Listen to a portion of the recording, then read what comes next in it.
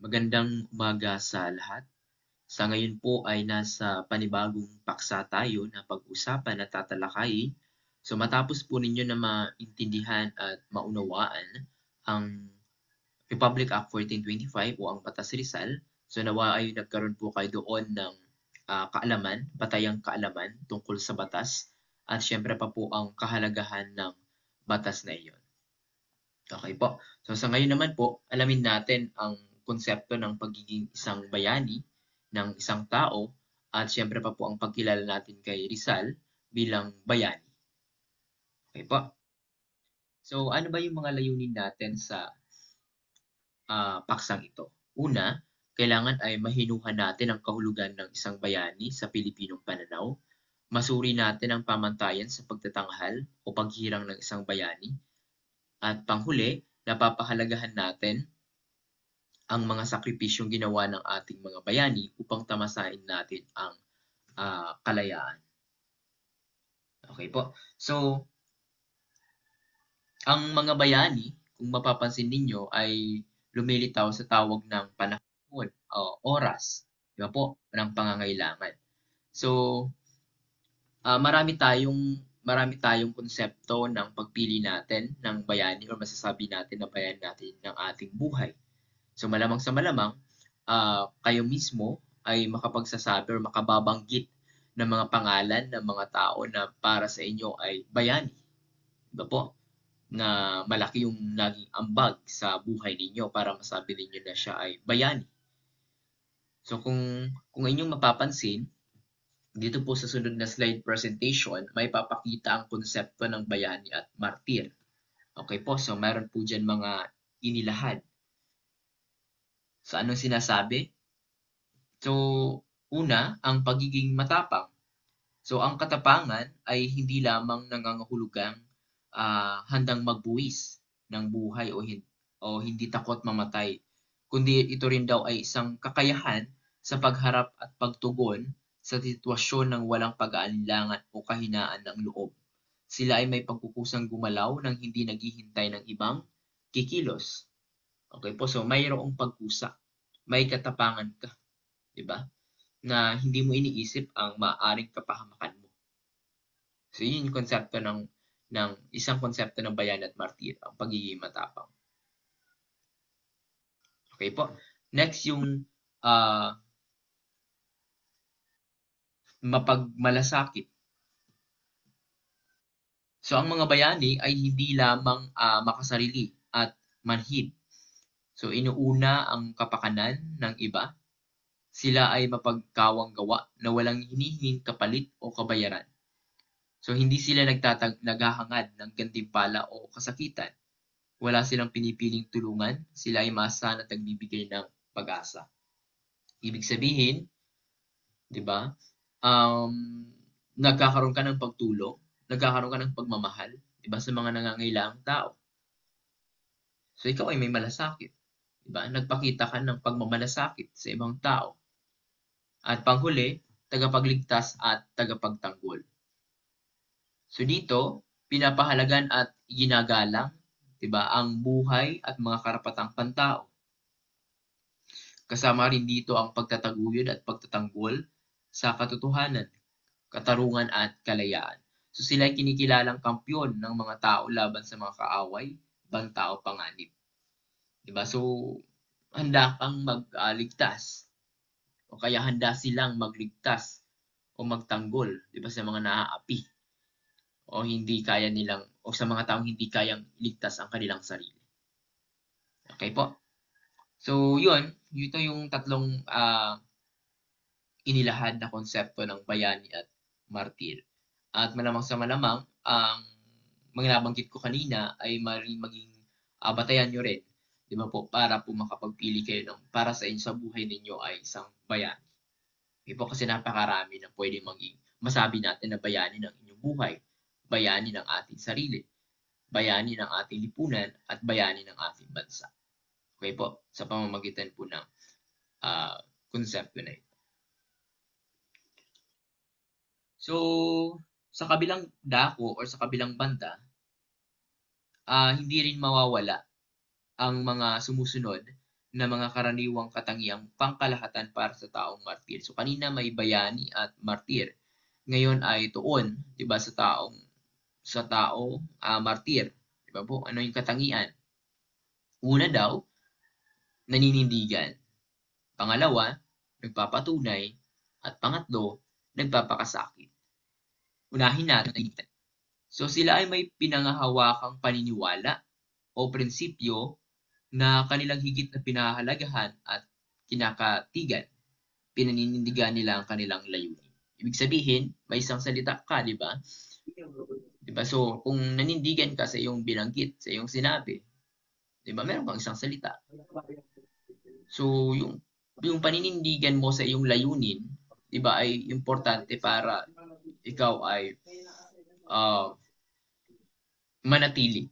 Di ba po? Yun sa iyong mga binanggit o kaya sa iyong mga sinumpaan. Di ba? So, yun. Para ikaw ay, sumunod yung pangalawa, magpatunay or nagpapatunay. So, ang inyong mga paniniwala at prinsipyo ay pinatutunayan at pinagtitibay sa kabila ng pagkakaiba. Kaya po sa pamamagitan ng mga halimbawa at ginagawa. Ibig sabihin, sa madaling salita, nagpapatunay, nagiging modelo ka. Nagiging modelo ng kabutihan at hindi kasamaan. Okay po, may pagpapatunay. At pangatlo, nagpapakasakit. So handang sumailalim sa mga sakripisyo, paghihirap o pagdurusa para po mapagtanto o makamit ang paninindigan. So yun yun, konektado yung tatlo ha. So hindi tinitiis at inaako ang mga suliranin kahit pa mag-isa na lamang na pasanin. Okay po. So handa kang magpakasakit, 'di ba? Alang-alang sa kabutihan ng iba. Ganun yung nagpapakasakit. Okay po, hindi mo na iniisip yung hirap, yung alintana, o handa mong ibuwis ang sarili mong buhay, 'di ba, para sa kapakanan ng ibang tao.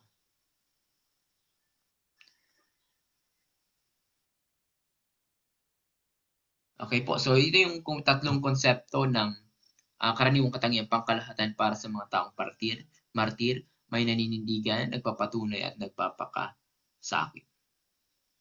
Okay po, so yun. So karamihan, ang dami nating mga ginagawa, 'di ba, para magpatunay, 'di ba, at manindigan at magpakasakit para sa iba. Okay po, so yun. So sa puntong ito, alamin natin kung ano yung pamantayan ng pambansang bayani. Batay po dito sa mga nailahad. Okay po, so yun.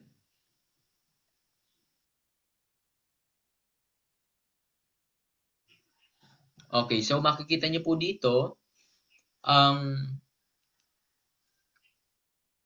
inilabas na Executive Order number 75. So ito po ay ipinag-utos ni dating Pangulong Fidel Ramos noong 1993. Anong binibigyang tuon lamang at pansin dito sa Executive Order? Ang pagbuo po or paggawa ng lupon. Pag sinabi natin na lupon, mga group or pangkat, 'di ba? Ng mga tao na maaaring mag-aral, magsuri at magmungkahi ng mga hihiranging pambansang bayani. Okay po. So ayan tandaan, mag-aral, magsuri at magmungkahi. Ibig sabihin, yung kanilang imumungkahi mga pangalan, 'di ba, ay dumaan sa proseso para po pagpilian, hindi yung basta-basta lang na nagbigay ng pangalan. So meron pong tinawag na proseso para po manaliksik, 'di ba, kung sila ba ay nakaangkla or pasok dun sa mga pamantayan or criteria, 'di ba po, ng pambansang bayani.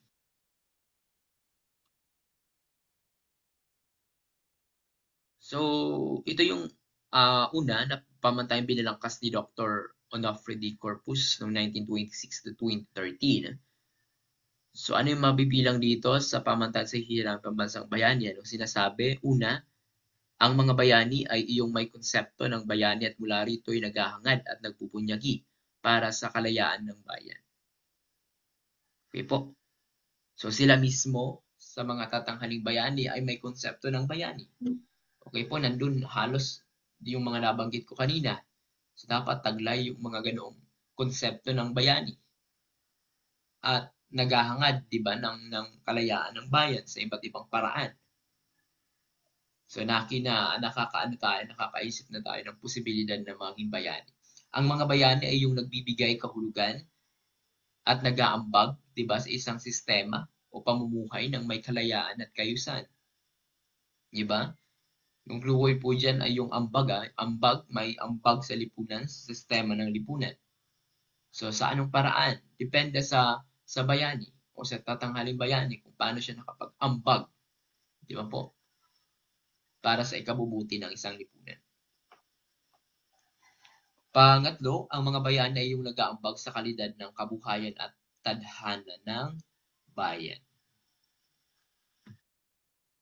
So, magkaiba, may ibang pamantayan si Dr. Alfredo Lagmay, nagdagdag siya ng pamantayan.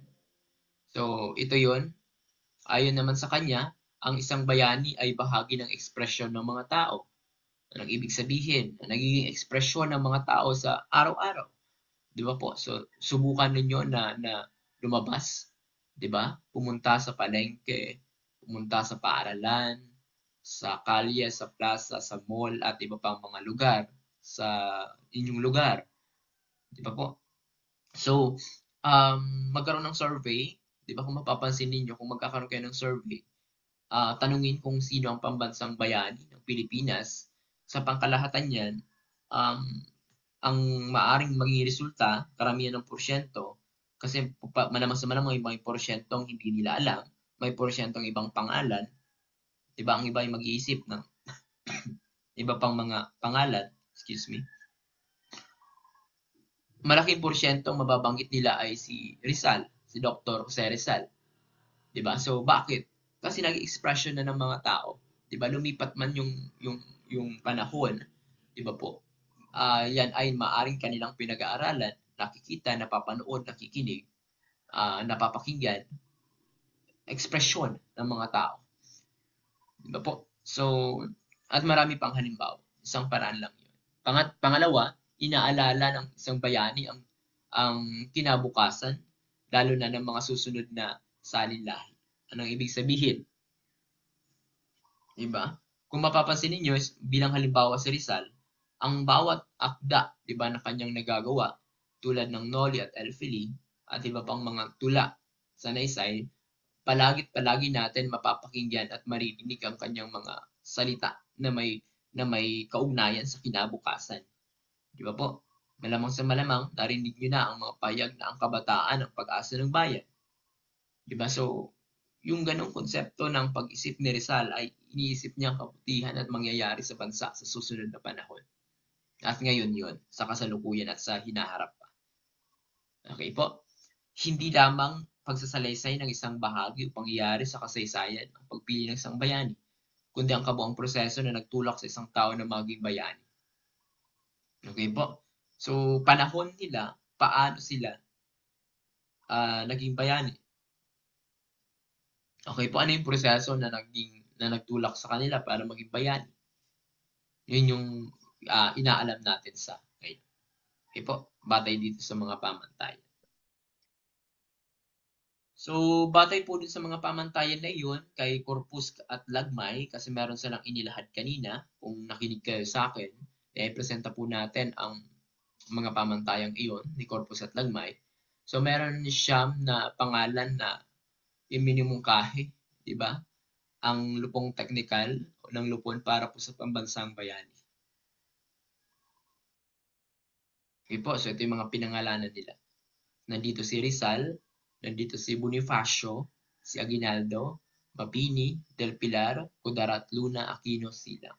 Okay po, so yung palagi nandyan si Rizal, nakita natin si Rizal, hindi nawawala si Rizal, at may mga ibang pangalan na nadagdag dito or nakabilang dito na malamang sa lamang karamihan ay pamilyar naman kayo pero ang iba ay hindi sapagkat ito ay um, dumepende sa kanilang lugar, 'di ba? At dumepende sa kung paano din sila pinagpilian. Ito yung kanina sinuggest ng grupo or ng grupong technical. Siyam na mga pangalan.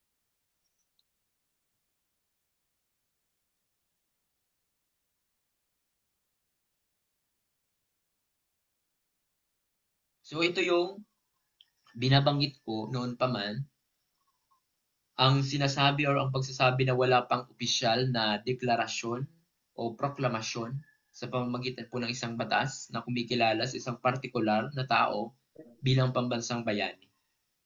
Okay po, so bagamat na may mga ilang batas na nagtatakda ng mga araw bilang pambansang kapistahan para gunitain ng mga sumusunod. Okay po. So meron tayong araw ni Rizal. So ito yung may mga laang batas. Okay po. Para po sa pagpapahalaga. Araw ni Rizal, dalawang klase kasi yan, maaaring yung kapanganakan niya o yung pagkamatay niya.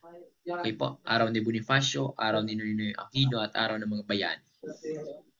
Okay po. So sana pamilyar kayo dun sa mga petsa na yun kung kailan yung araw ni Rizal. Yung halimbawa, yung kamatayan ni Rizal.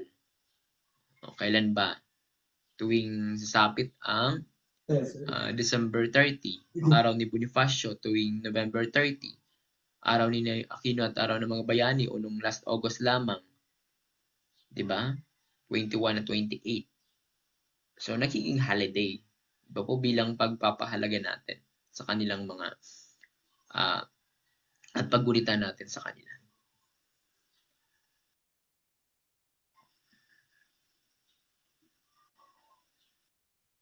Next, so mababasa ang pahayag ng Amerikanong Gobernador Civil na si William Taft sa The Free Press na may petsang ika-28 ng Disyembre taong 1946 na sinasabing napili si Rizal bilang pambansang bayani ngunit walang tinukoy na batas na batayan ng opisyal na pagkilala. So sa gayon daw, maaaring pumili, pangalanan o hayag ang sino man bilang pambansang bayani kahit walang tahasang pagtukoy at pagkilala ng batas. At hindi ito may tuturing na opisyal. So, ano yung binanggit dito? Sinasabi ng mga Amerikano, kasi sakop tayo, di ba, nagkaroon ng kolonyalismo sa iba't ibang panahon. So, hindi lang mga Espanyol lang nanakop sa atin, kundi mga Amerikano at iba pang mga mananakop. So, sinasabi ng mga Amerikano pumili at humirang kay Rizal bilang pambansang bayani ng mga Pilipino. Okay po. So, nangyari ito sa panahon ng Second Philippine Commission, na kilala rin bilang Taft Commission, na pinamumunuan po ni William H. Taft noong 1901. Okay po, so yan. May mga pinagpilian at palaging number 1 at nangunguna at palaging nandiyan ang pangalan ni Rizal. Kabilang pa rin si Bonifacio Aguinaldo Mabini Luna del Pilar. So 6. Kanina siya, ngayon ay 6. Pero nagtatawanan po ngayon daan si Bessie. So ano yung ginamit na pamantayan ng komisyon para doon? Sinasabi po isang Pilipino, pumanaw na, maigting ang pagkamakabayan at mahinahon. Okay po, so maraming patunay na si Rizal ay isang Pilipino na may halo lamang ng ibang lahi mula sa kanyang mga ninuno at pamilya. Pero siya isang Pilipino, pumanaw na. So si Rizal patunay na nag-exist, 'di ba, yung kasaysayan, yung kanyang buhay. Maraming pagpapatunay sa kasalukuyan na tao si Rizal, na buhay si Rizal sa panahon niya, 'di ba po? So 'yun, kung inyong napanood ang segment ni Jessica Soho, 'di ba, nagkaroon doon ng pagpresenta ng natuklasan ni Ambet Ocampo ay sa isang hawak ni Ambet Ocampo na maliit na lalagyan kung saan nakalagay po doon ang ilang bahagi ng bungo ni Rizal. Okay po. So may maigting na ang pagkamakabayan. 'Di ba? Makita natin yan sa iba't ibang paraan ng mga bayani kung paano pinaigting ang pagkamakabayan nila at mahinahon. So kung ang karamihan o ang ilan doon ay nagpakita ng kanilang katapangan, pagbubuhis ng buhay, pagdanak ng dugo, 'di ba po? Si Rizal ay maaaring kinakita ng pagiging mahinahon sa paggamit ng kanyang talino, 'di ba po? At paraan ng pagsulat. So kung kikilalanin natin si Rizal, marami kayong pagpapakilala sa kanya. 'Di ba po noong panahon ng Katipunan, panahon ng Unang Republika ng Pilipinas, noon pa rin pala sa kasaysayan ay nagkaroon na din ng pagbibigay sa kanya ng pagkilala pa rin sa kanya. So sa ngayon, marami kayong masasabi kay Rizal. So gawin niyo yan na pananaliksik or magsaliksik kayo ng iba't ibang pagpapakilala niyo kay Rizal. Kasi hindi lamang si Rizal manunulat, hindi lamang siya doktor, pintor, at iba pa. Ang dami-dami niyang mga nagawa at ginawa, di ba, batay sa kanyang kakayahan at talino. Okay po, at ito ang ating naging sanggunian.